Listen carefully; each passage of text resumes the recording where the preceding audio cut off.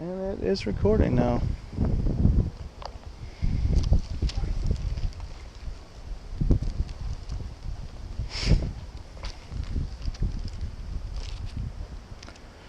David writes in the 139th Psalm, beginning in verse 13, he says this of the Lord: "For you formed my inward parts, you knitted me together in my mother's womb.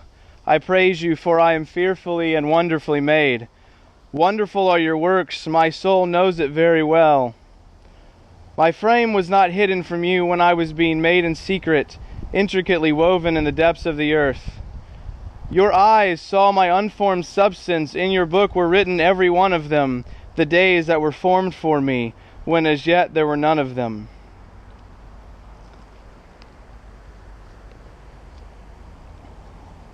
Friends, this is what the Bible teaches us about what is going on inside the womb of a pregnant woman. God is at work. God is intentionally, creatively shaping and forming, creating a new life.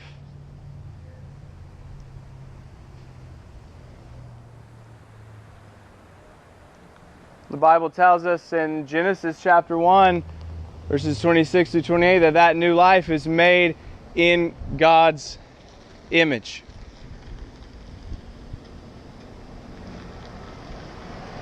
An image that He desires to come to be born into the world, to live as a reflection of His creativity, His glory, His goodness, and His wisdom. An image that He loves as His creature. An image that is to represent God to the rest of the world.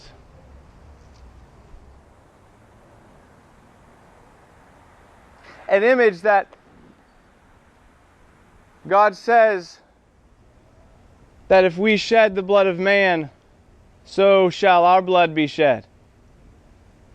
For man is made in the image of God.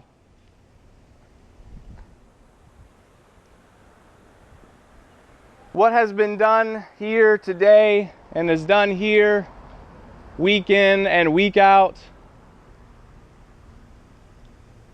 the slaughtering of children before they are yet born, is an abomination to God. It is an intentional, high-handed sin aimed at thwarting God's design to bring new life into the world.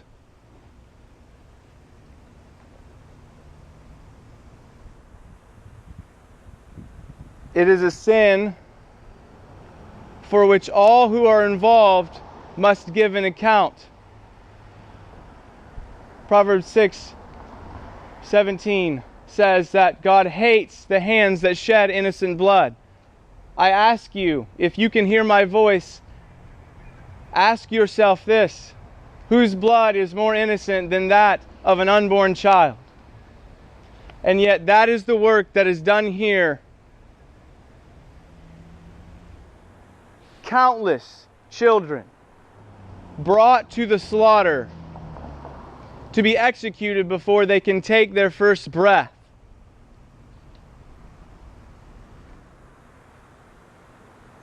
That is wicked, and God hates it. Additionally, He knows, let that sink in.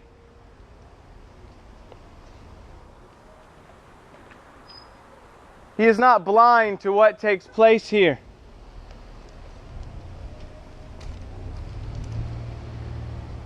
And one day He will call each and every one of you to an account.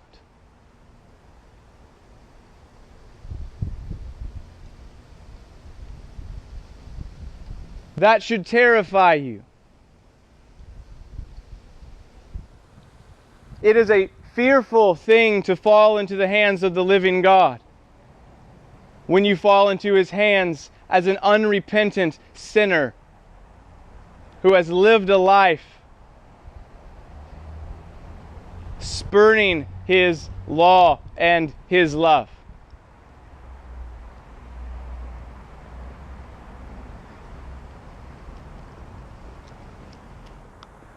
Mothers, fathers, if you can hear me, I want you to know that there is hope and help. You don't have to do this. You have other options. Perhaps you've been told that you don't. Perhaps you've told yourself that you don't. But we are here today to tell you that you do. You do not have to kill your baby. You do not have to hand your child over to these wicked men and women to be killed.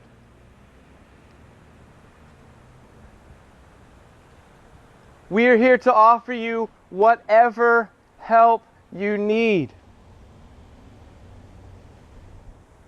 Whether it's financial help, whether it's help with food and clothing, getting bills paid, whether it's help raising a child, there are resources and resources and resources that we will do whatever it takes to get you access to them. You don't have to murder your child.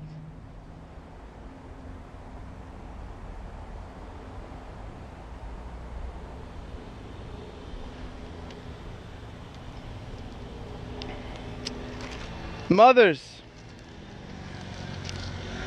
Psalm 127 says that children are a heritage from the Lord, the fruit of the womb a reward. Your child is not a curse upon you. It is a blessing from God. This baby mom that grows inside you right now. It is a gift to you from God, a gift that you are meant to cherish and steward. You are meant to care for this baby. Mothers, how many of you have other children? Maybe a 3-year-old or a 10-year-old or a 15-year-old. And mothers, if you have other children, don't you love them? Wouldn't you do whatever you could to see that that child was cared for? Why are you murdering this one then?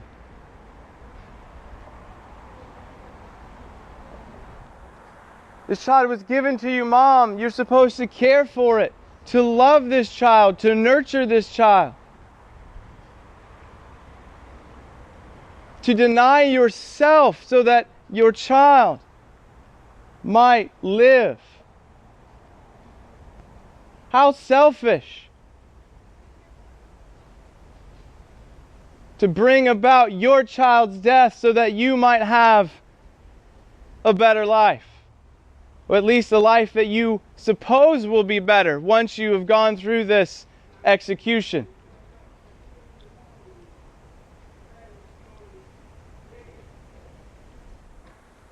Do you know how many women go through with this and then live to regret it the rest of their lives?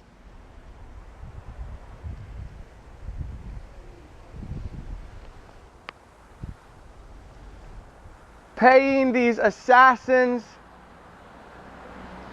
to execute your children, these hitmen, will not solve your problems, will not just make your life better.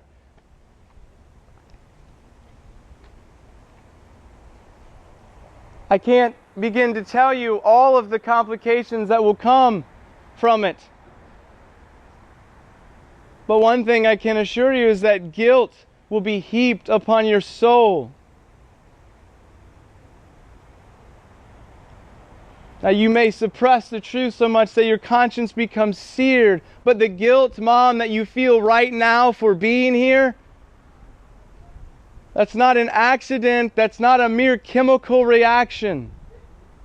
That is the gift of God telling you to run, to get out.